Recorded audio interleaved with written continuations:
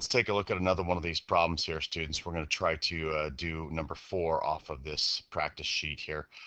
You're looking at obviously an annuity. You have cash flows of $5,000 annually for 5 years. If we were to draw a number line, it would look something like this, right? Positives are up 1 year, 2 years, 3 years, 4 years, 5 years, and at the end of 5 years, you can sell the business for $15,000. There's another cash flow right there.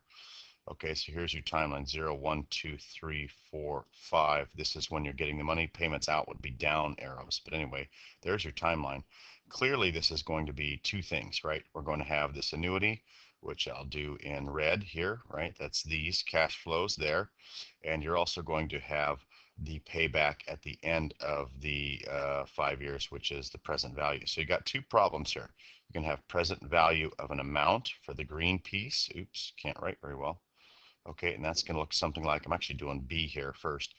Present value of the amount is going to be, I think, 15K times the factor, where the factor is going to be N equals 5. You have to wait 5 years. Interest rates are, looks like 6% here. That's going to be the same for each part of the problem, but then you go do that, and there you have it. Okay, so let me hold on a second here. I got to pause this and go look up a number. Sorry about that. I had to go look up a number here, but basically what you're looking at is this is going to be from your table 0.7473 times 15K. And so this first value here is going to be equal to, I believe, $11,210. That's the value of getting this sales amount when you sell the business. After 5 years, you'll get 15,000 5 years down the road, and at this interest rate, that is worth $11,210 in today's money. Okay, so now let's do the first part, going back to the red part here, the annuity. Oops, still want one of those. The annuity is this part, right? Part A, actually. What are the values of the cash flows alone? So we're going to have 5,000 for 5 years. Okay, so this would be present value of an annuity. This is how I do it. I go to table B3. It's going to be 5,000, I believe. Is that what we said? I better double check. Yeah, 5,000 annually. Okay, times my factor, N equals 5, I equals 6.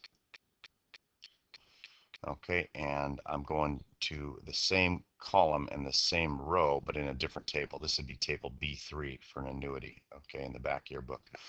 Okay, so for that one, I'm going to go N equals 5, I equals 6, and that should be 4.2124 if I'm reading it correctly. 4.2124. If I multiply that by $5,000, let me just see here. 4.2124. I think I get 21062 is my answer for this part of it. 21062. So that's how this works out. Present value of an annuity. There's my answer for part A, actually. I know I did B first and A second. Okay, so now, obviously, what's a fair price to pay for the business? Well, you would just simply add these two together. Okay, so I do the math here. If I go 21062 and I said 11,210 and added it together, I'd get 32,272. So total present value total, I'll call it, equals 32,272. Okay, so think about this, right? What this means is that you've got two different scenarios or two different cash flows. You've got the cash flow from the operating the business. You've got a big lump sum or a balloon payment, they would say at the end if you sold it.